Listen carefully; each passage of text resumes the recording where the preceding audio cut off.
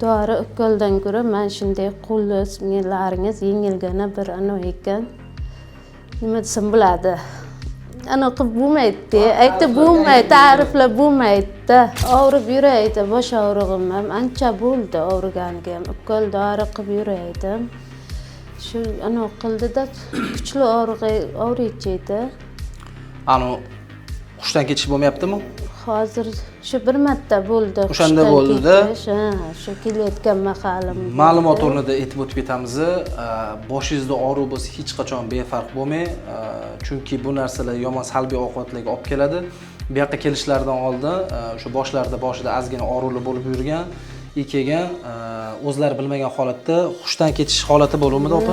Hushdan ketdim. Hozir o'sha bugun nechinchi, 3-4 kunimidi lichenani? Bugun 4 kuni. 4 kun mobaynida hech qanaqa hushdan ketishlar, boshqa narsalar bo'lmadi. Yo'q, Xudoga shukr, yaxshiman. Endi ular bo'lgan yo'q. Yaxshi. Bugunlar toza yaxshi qoldi. Har bitta narsadan ibrat olamiz-da. Ya'ni har bitta narsadan. Bizning ustozlar aytishadi, mahalladagi hattoki alkash ham qaysidir ma'noda ustoz deyiladi. Nimaga? Chunki o'shani ko'rib turib ibrat olasan deyshadi. Chunki o'shanaqa yomon ishni yurmasligiga senga shu guvohi bo'lib o'rgatadi deydi. Ya'ni men aytmoqchi bo'lganim, har bitta narsa behikmat emas. Bu yoqqa kelib qolishingiz, boshingizdagi og'riqlar, hech balodan hech balo yo'q. Analiz topshirasiz, hammasi yaxshi chiqaveradi. Analiz topshirasiz, hammasi yaxshi chiqaveradi. Faqat miyangizda o'sha havo kislorod yetishmasligi muammosi bo'lganligi uchun shunaqa og'riqlar bo'lyapti. Sizda hozir qanaqa?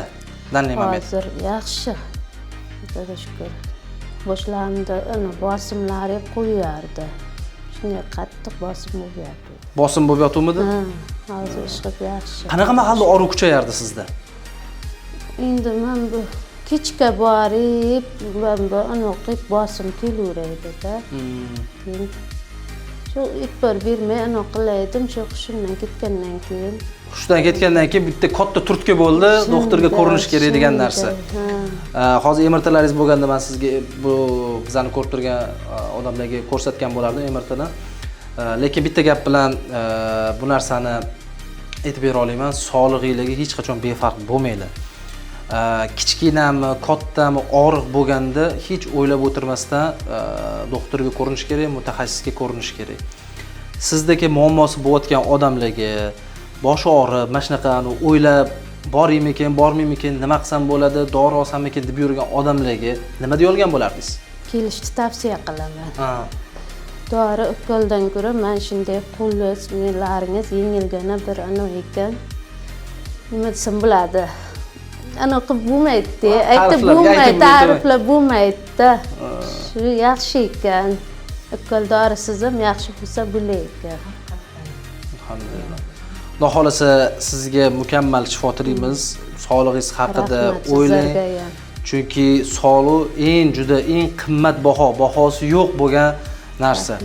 Mukammal shifo tilaymiz, salomat bo'linglar. Endi uzr, endi sizni ham vaqtinglarni oldi.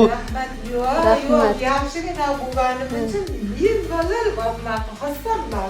Xursandmisiz? Yaxshi. Siz xursand bo'lganingizni ko'rib, bizni yanada energiya olamiz. Oyog'im tasavvur qilib o'rgandim hozir. Yaxshi, endi baribir o'tkazib yuborgan holatlar kelishadi, bir xil holatlarda kasalliklar o'tib ketadi. O'shanaqa holatda biroz vaqt ketadi, ya'ni bu yaxshi bo'lguncha. Mukammal shifo tilaymiz. Endi siz ham boshida hayajonlandingiz, endi rahmat, baribir odamlarga shu narsani yetkazish kerak.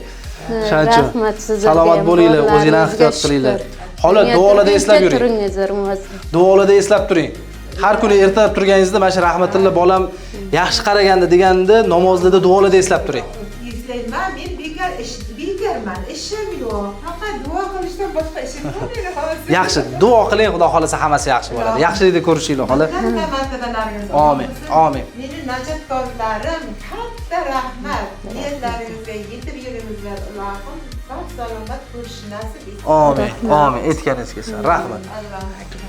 Xolamlarni shunaqa ozgina vaqtlarni oldi, rozi bo'lasizlar.